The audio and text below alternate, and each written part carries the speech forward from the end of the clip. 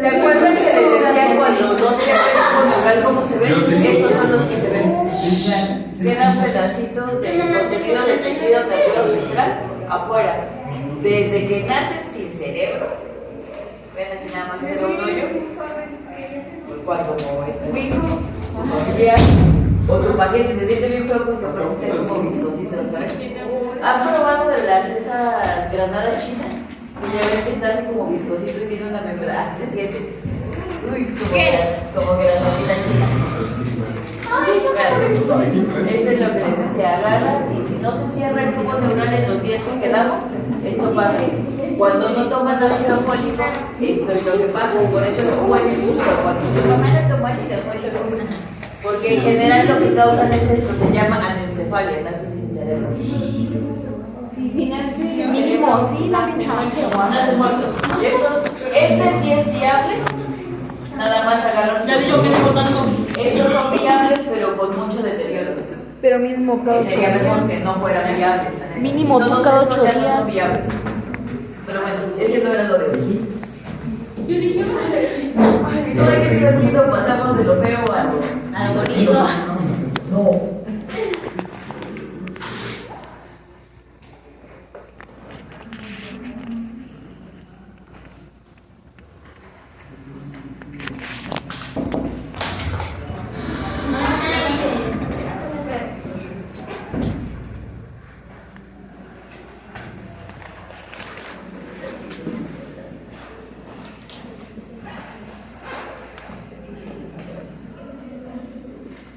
Como que dice eso lo. Ah, es que me atrasa lo que vimos allá.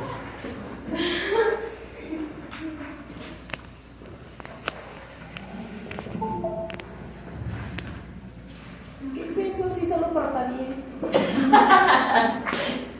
Entonces ya quedamos todo lo que era nuestro puente.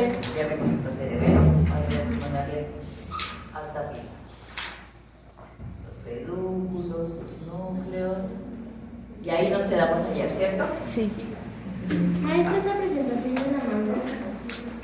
¿cuándo es el No, examen? porque todavía no lo acabo.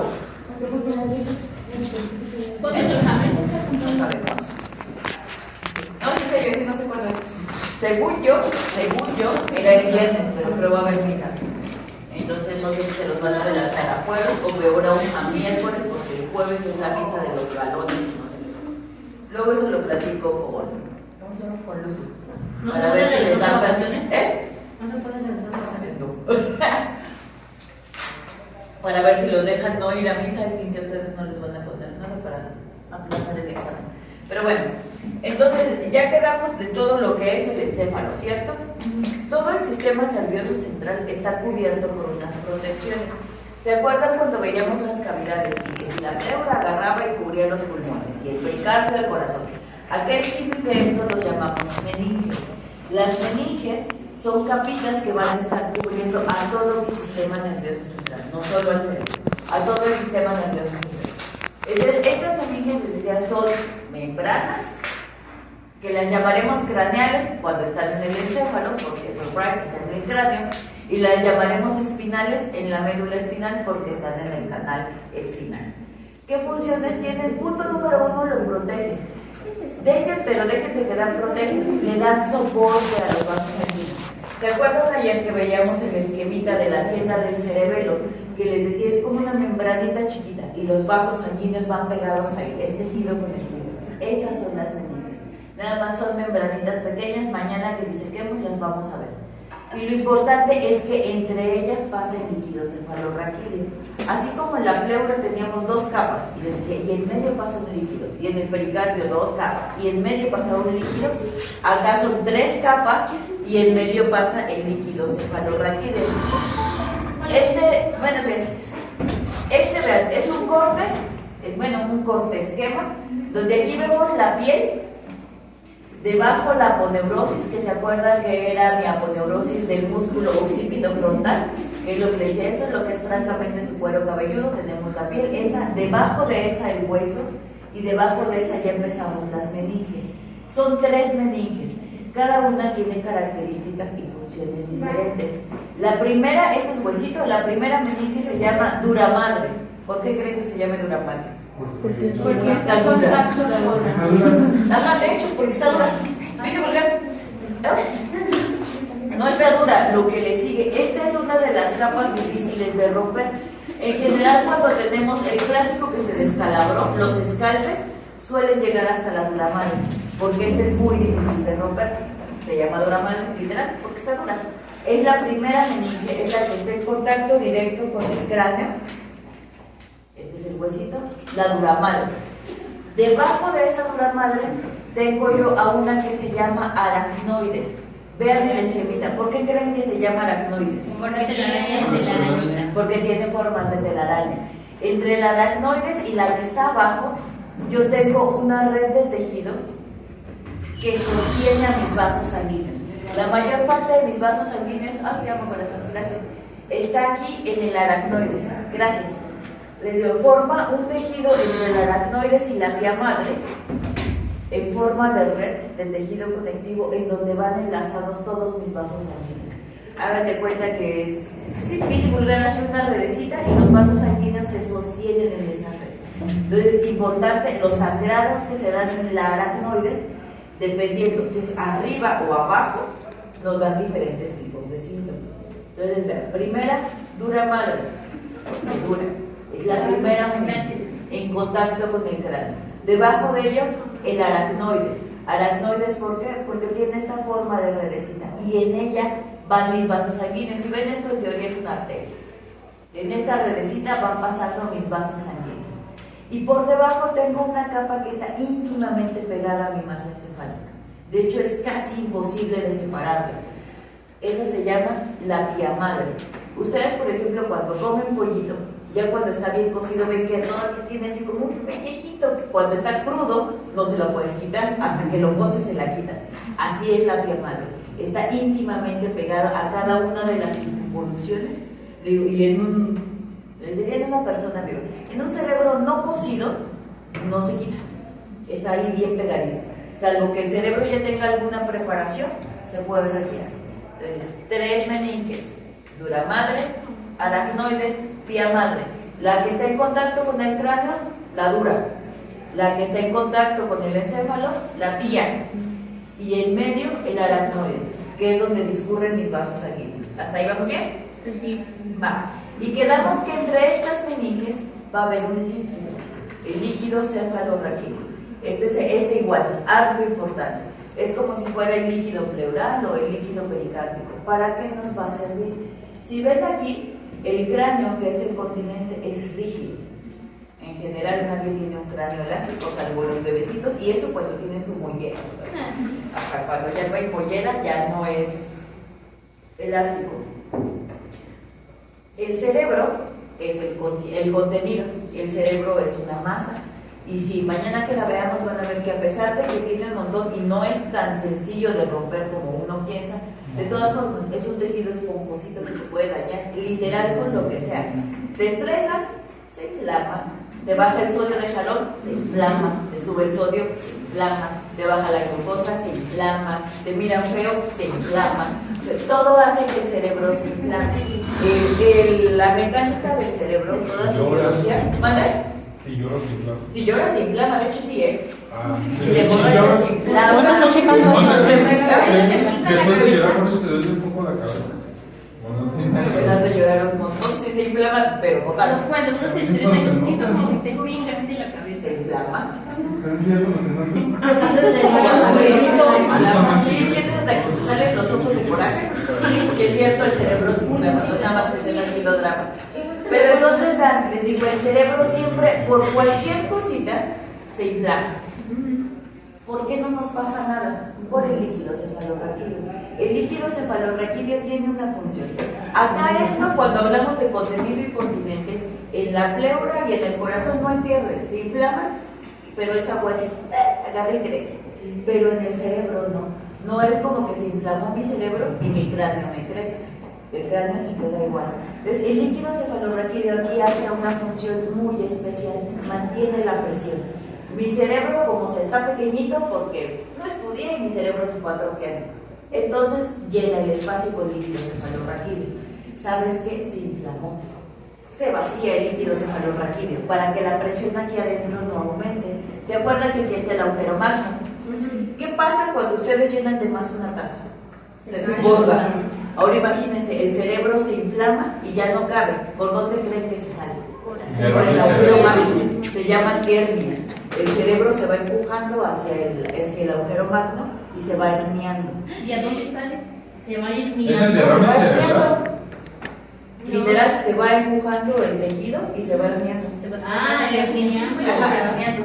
Se va intentando salir por el agujero magno. Francamente no se sale porque no alcanza el tiempo. Ya cuando la hernia empieza a llegar aquí a nivel de todo nuestro tronco, el paciente se muere. Entonces, no da tiempo a que llegue hasta aquí.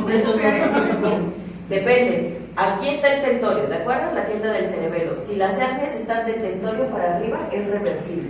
Una vez que llegan al tronco, una vez que llegan al mesencéfalo, son irreversibles. Aunque las operes y ya no esté herniado, de todas formas, esto va a sufrir isquemia, se va a infartar y se va a morir.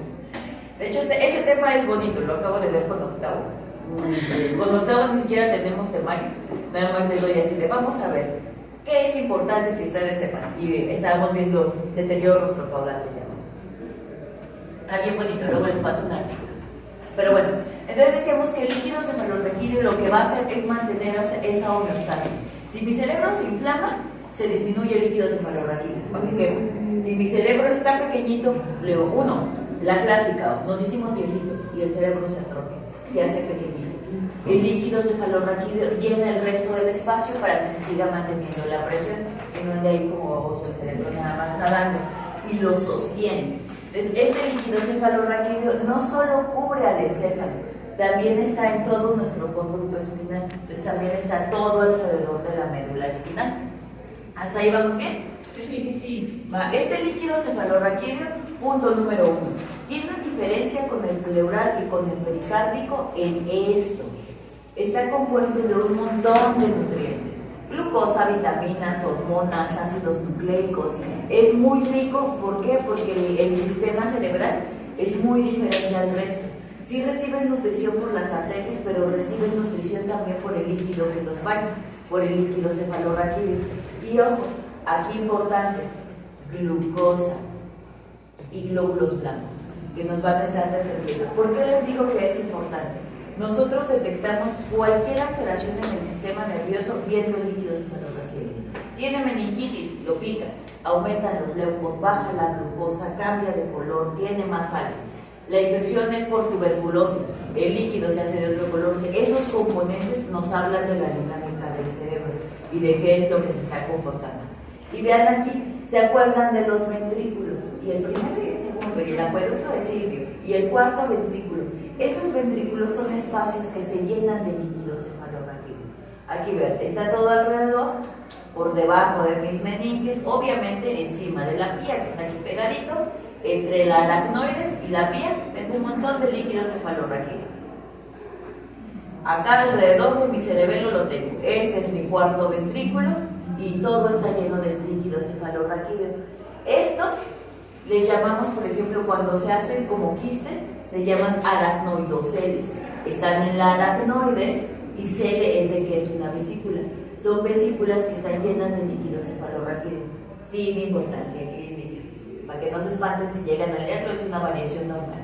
Y vean, este líquido siempre va a estar en movimiento, siempre se va a estar formando y luego se va a estar reciclando.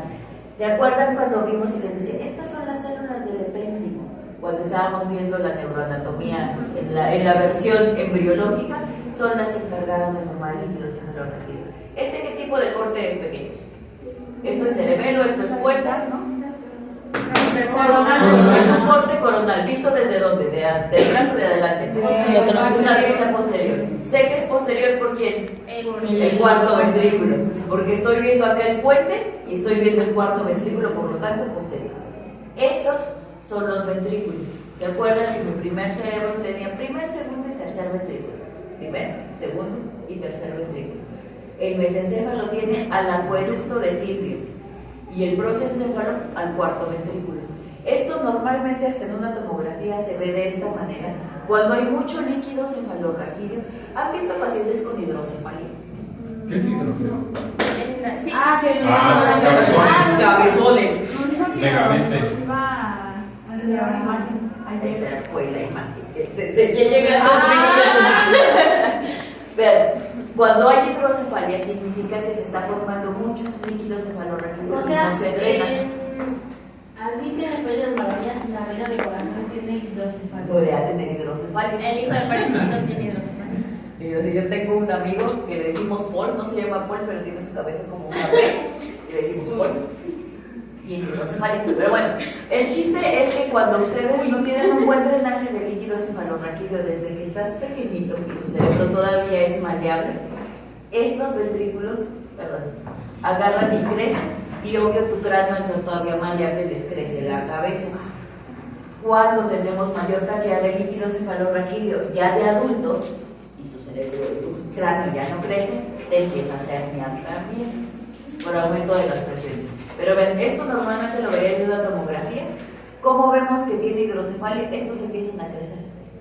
Se ven más grandes, el acueducto se ve francamente, o el cuarto ventrículo, que es el que más comúnmente crece, agarra y extiende. ¿Y qué pasa? Pues si el cerebro es un cerebro joven, el líquido cefalorraquídeo lo empuja y lo mata.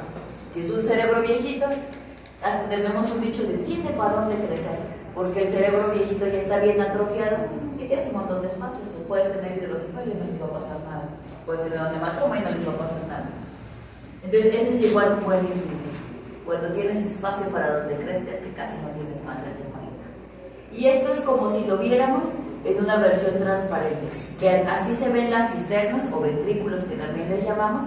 Estos los ventrículos laterales, que son el primero y el segundo. El acueducto de Silvio, que es el que pasa en medio, y mi tercer ventrículo. Y acá los vemos de esta manera. Entonces son como cisternitas bañadas de líquido cefalorraquídeo. ¿Qué quedamos? Que es el líquido que protege, que está lleno de vitaminas, hidratos de carbono y la. Estos son los componentes y presiones normales de mi líquido cefalorraquídeo. Entre 8 y 20 milímetros de mercurio, es transparente, le llamamos en agua de roca. Son bien románticos los que describían esto, porque sale transparente.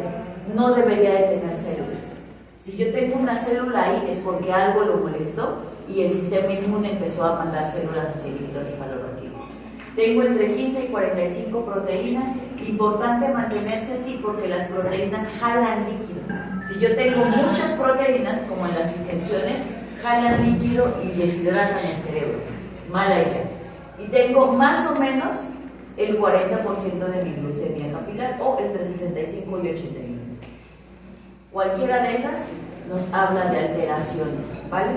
Este cuadrito préndenselo ya para cuando empiecen a estar en sus clínicas y les toque ver funciones lumbares. Por ejemplo, para hacer este estudio, funcionas aquí, entre L2 y L3, en el espacio entre las vértebras, atraviesas la dura, atraviesas la aracnoides y jalas líquido. Cuando les ponen los anestésicos, los ponen en el líquido cefalorraquídeo. ¿Para qué? Para que lleguen al resto del sistema. Entonces, de ahí la importancia de ese líquido cefalorraquídeo. También se puede medir con un glucómetro, ¿no? O sea, para ver cómo. Y mides, por ejemplo, las presiones cuando estás en un hospital de alto primer nivel, hay una cantidad que lo mide. Cuando no, con el Bauman, le pones una manguerita a tu esfingo y luego sacas una manguerita, metes la aguja y ves la presión y ya te mide los milímetros de mercurio. También contaminas un montón, pero bueno. Entonces, en general, no hacemos ojo de buen cubero. ¡Ay, salió con alta presión! O no salió con tanta presión cuando nada más de botea. Fin. ¿Hasta ahí dudas con el líquido cefalorraquídeo? No. Antes de dejar. Por eso no se las he mandado, porque tengo un jadeo. Porque todas las fui acomodando en días diferentes, en hojas diferentes, no en hojas. Ahí está. Todo el encéfalo está irrigado por arterias, no por todo, pero tiene una configuración especial que en el cerebro le llamamos polígono de Willis. ¿Por qué? Porque lo describió un tal Willis y tiene una forma de polígono. Acá, esto de acá es la aorta. La aorta es la primera rama, la primera arteria que sale de mi corazón. Sale la aorta y me va a dar arterias. Esta arteria de acá, la carótida interna. toda mi circulación del cerebro viene de la carótida interna.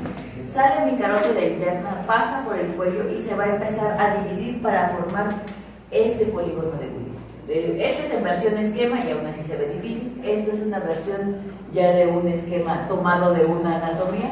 Vean, tiene una forma de polígono y a todo esto del polígono para acá le llamo circulación anterior y a todo esto le llamo circulación posterior. Cada una se encarga, adivinen de qué, la circulación anterior de la parte anterior y la circulación posterior de la parte posterior. Pero no me refiero a adelante y atrás, me refiero a mi cerebro anterior y a mi cerebro posterior.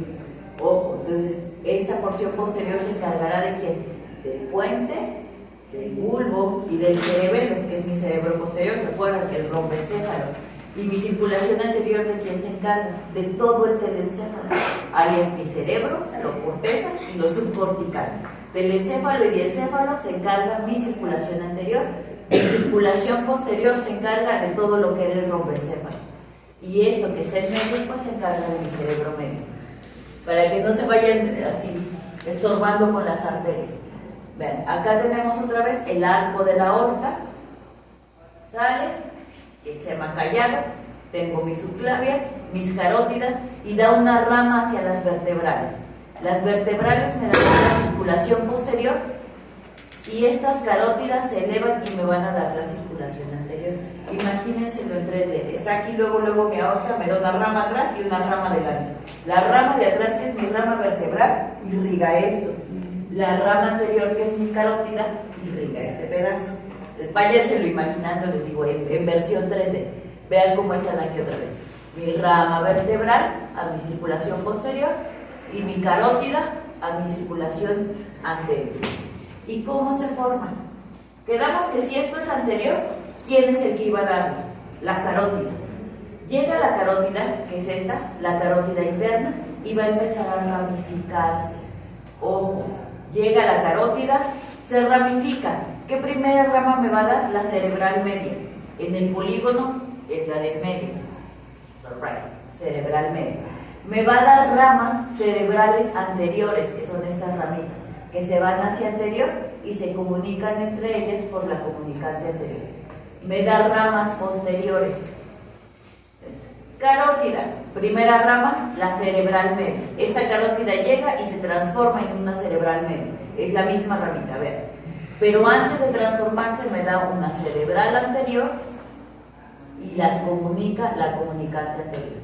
Me da ramas posteriores, que se llaman cerebrales posteriores, que se comunican entre ellas hasta que llegan a la circulación posterior. Es pura circulación anterior, carótida, que se transforma en cerebral media y me da unas ramas anteriores, que es la cerebral anterior, que se comunican por la comunicante anterior y me da ramas posteriores. Hasta ahí vamos bien. Y todo no. O sea, empieza por la carótida. Empieza aquí tu aorta, sale la carótida sube. Al llegar luego ya pasando el agujero magno, hace su cerebral media, se transforma en cerebral media. El polígono de Willis, entonces, ¿qué es? ¿Con las arterias que pasan en Ajá, son las arterias nada más que toman esta configuración. Igual que las arterias y las venas se arborizan o se van haciendo menos. Las arterias nace una y se van haciendo un montón. Las venas son un montón y se van haciendo una para llegar al corazón. Esta circulación nace de dos, las vertebrales que van acá atrás y la carótida que va adelante. Le sale, pasa la carótida, llega aquí a donde está mi agujero magno, a la base del cráneo. Ya habla la profesora Nadia, es que se siente mal. Nomás porque es la nariz.